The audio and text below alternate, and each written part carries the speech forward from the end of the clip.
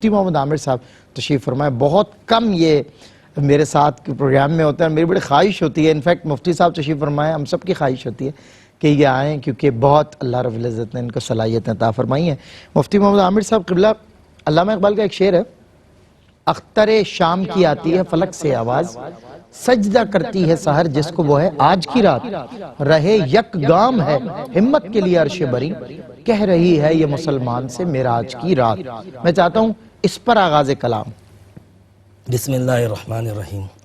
بہت شکریہ، اور آج کی رات جو ہے وہ تمام دیکھنے والوں کو، تمام حاضرین کو مبارک ہو. آپ کو بھی مبارک. نبی کریم صلی اللہ علیہ وسلم کا جو معجزہ معراج ہے، تمام معجزات میں ایک نہایت اہمیت کا حامل ہے.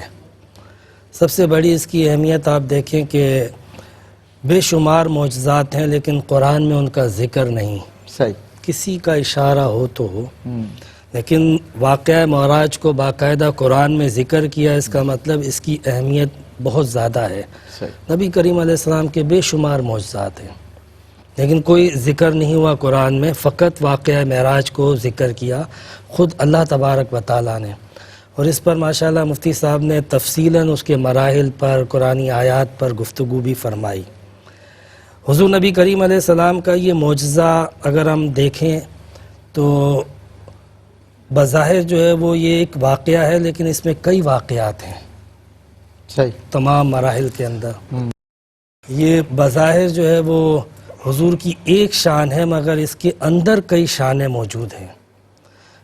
کہنے کو ایک معجزہ ہے مگر اس میں کئی معجزے معجزن ہیں. صحیح. ایک معجزے کے اندر اگر آپ تھوڑا سا اس کی گہرائی میں جاؤ گے تو اس کے اندر آپ کو حضور نبی کریم علیہ السلام کی کئی شانیں، کئی کمالات، اور پھر سب سے بڑھ کر یہ ہے کہ آپ نے جس انداز سے شعر پڑھا ہے سلمان، آپ یہ دیکھیں کہ نبی کریم علیہ السلام نے پوری کائنات کی تسخیر فرمائی. پوری کائنات کی تسخیر فرما کے یہ بتا دیا کہ کائنات میں کوئی شے بھی عبادت کا موضوع نہیں. اللہ اکبر. کیونکہ جو معبود ہوتا ہے وہ مسخر نہیں ہوتا. صحیح. اور حضور نے ہر شے کو کائنات میں مسخر فرما دیا. صحیح. خاص طور پہ ان چیزوں کو ہائی لائٹ کیا گیا جن کو خدا کا درجہ دیا جاتا تھا. نبی کریم علیہ السلام نے یہ واقعہ معراج کے ذریعے بتایا کہ ان میں سے کوئی چیز بھی عبادت کا موضوع نہیں ہے. اللہ اللہ. عبادت کے لائق وہی ذات ہے جسے کوئی مسخر نہیں کر سکتا. اللہ رب العزت کی ذات جس نے مجھے تسخیر کائنات کی طاقت دی وہی عبادت کے لائق ہے. باقی کائنات میں سے کوئی شے عبادت کا موضوع نہیں ہے.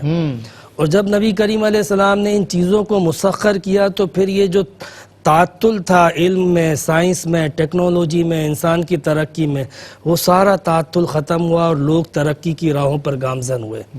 آج جو انسان زمین سے اٹھ کے ہواؤں فضاؤں میں سفر کر رہا ہے، رہے ایک گام. اللہ.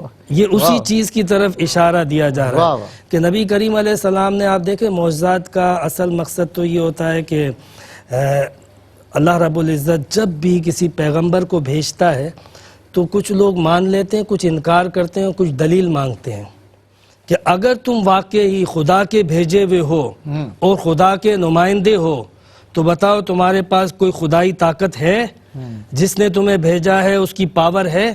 تو معجزہ اس لیے دیا جاتا ہے، اس سے پروف کیا جاتا ہے کہ میں واقعی اس کائنات کے خالق و مالک کا بندہ ہوں، اس کا نمائندہ ہوں. تو معجزات دینے کا مقصد یہ ہوتا ہے. تو عام طور پہ جتنے پیغمبر آئے ان کو حصی معجزات دیے گئے. نبی کریم علیہ السلام کو بھی معجزات اگرچہ کہ بے شمار حصی دیے گئے، مگر آپ دیکھیں کہ قرآن پورے کا پورا مانوی معجزہ ہے. بالکل. اس کے لطائف، اس کے معارف، اس کے رموز و اسرار قیامت تک کھلتے رہیں گے اور ختم نہیں ہوں گے.